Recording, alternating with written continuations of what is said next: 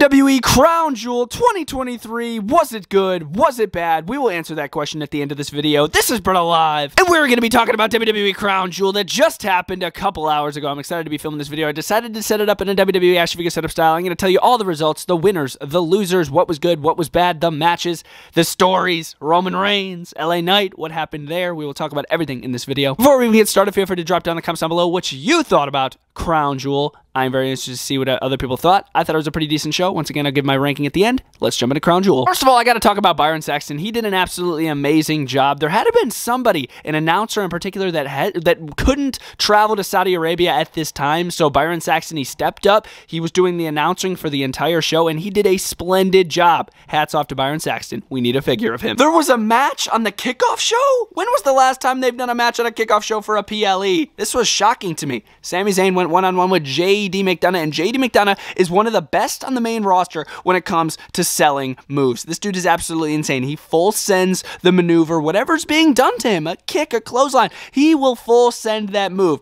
I loved this match. I thought it was great to set the feel for the night. It really did. Sami Zayn did pick up the victory with the Hallula kick and then the blue thunder bomb to pick up the victory. Pretty fire stuff here on the kickoff show, dude. This was a kickoff show match, and it was banging. And then we got into the main show. We opened with the WWE World Heavyweight Championship match where Seth Rollins went one-on-one with Drew McIntyre for the WWE World Heavyweight Championship, which I have over there. This match was great. Seth Rollins looked so awesome, dude. His attire was so cool. The pink, the wild colors. We need a figure of that, Mattel, please. As far as the match, I enjoyed this match. It was literally such fast pace. Finishers, wild kickouts, claymores, curb stomps. Like, this was great stuff. I really enjoyed it. In the end, Seth Rollins hit the pedigree and then the curb stomp to pick up the victory over Drew McIntyre and retain his WWE World Heavyweight Championship. Loved the match. After the match, Damian Priest makes his presence felt. His music hits. He runs down with the Money in the Bank contract. I'm like, oh my God.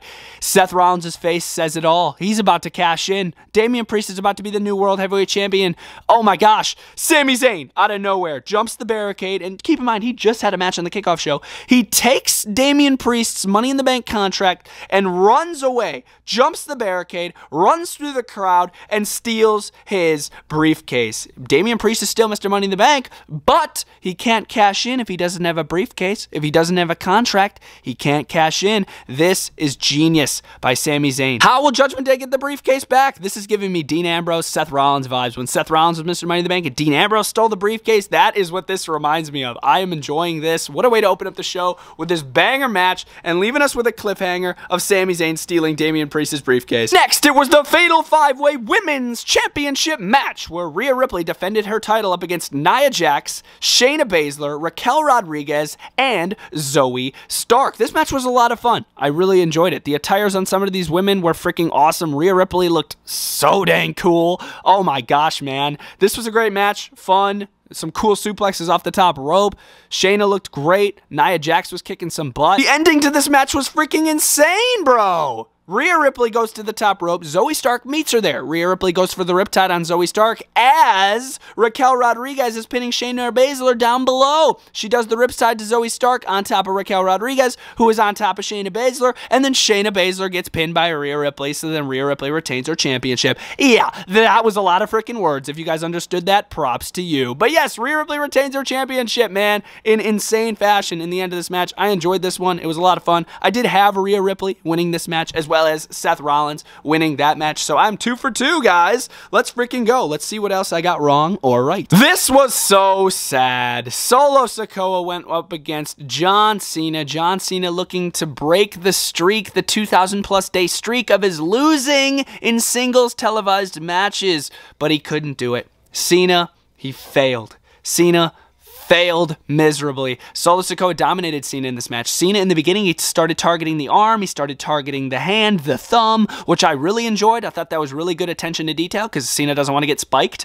but he did get spiked. 10 plus times at the end of this match. Absolute bullcrap from Solo Sikoa. There was no need for 10 spikes. They should have called this match before he even hit 5. Literally. Cena gets spiked so many times. Solo pins him 1, 2, 3 after like the 15th spike. I'm being serious. And then Cena loses the match. I felt so bad for freaking Cena. He did not deserve that loss here. I feel like he could have got the win. I had Cena winning this match, but he didn't. And I am very disappointed with this. Bad officiating as well. Once again, they should have called the match after like the 5th spike. So then Cena doesn't actually lose his voice.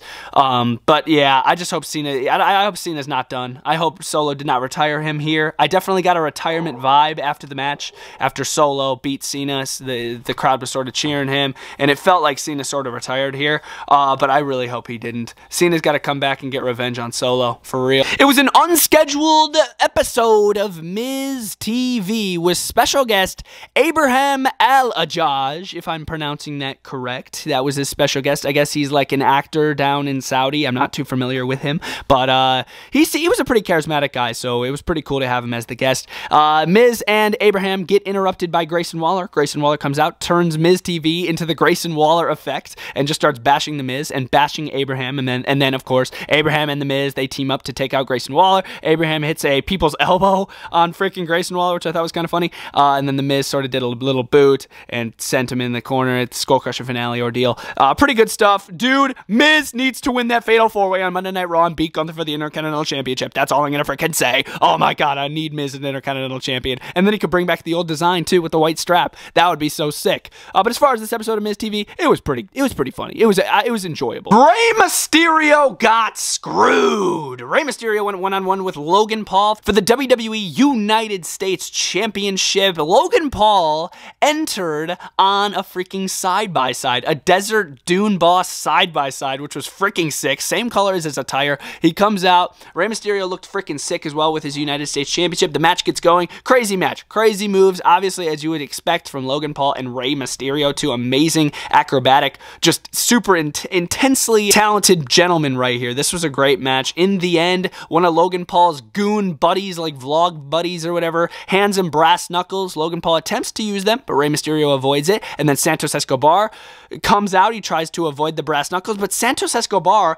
places the brass knuckles right on the apron as he chases Logan Paul's little goon away. I'm like, why would you place those on the apron? Logan Paul's just gonna grab them again. Logan Paul grabs the brass knuckles, uses them as Rey Mysterio goes for the 619 to drop the dime, and he uses them and he knocks out Rey Mysterio. I'm like, bro, Santos, why did you put those back on the apron? That was so stupid. Put them in your pockets, then Logan Paul has no chance of using them. I was like, bro, like, did Santos intentionally try to screw over Rey Mysterio there? Like, I don't know, unless that's trying to go a little too deep. But anyways, Logan Paul wins the United States Championship. I'm down for it. I mean, a little change. Logan Paul's first championship in WWE, which is pretty freaking cool. He looked cool with the title. He was happy, so, I mean, hey, why not? But, dude, to see Rey Mysterio take an L like that, and Logan Paul even, like, went up to him in the corner, and Rey's like, I know what you did. You know what you did, man. You cheated. And then Logan's like, I'm still the champ, baby. But yeah, he is the champ. He's the new United States champion. Io Sky defended her women's championship up against Bianca Belair one-on-one. Mid-match, Bayley comes out, looks to uneven up the odds by distracting Bianca Belair. Countless times, Bianca directed her attention towards Bayley, and then Io Sky was able to take advantage. Ultimately, after Kairi Sane made her return, I was not expecting this. There were no rumors. There were no anything. Kairi Sane pops out of nowhere and takes out Bianca Belair while the ref wasn't looking for probably a minute.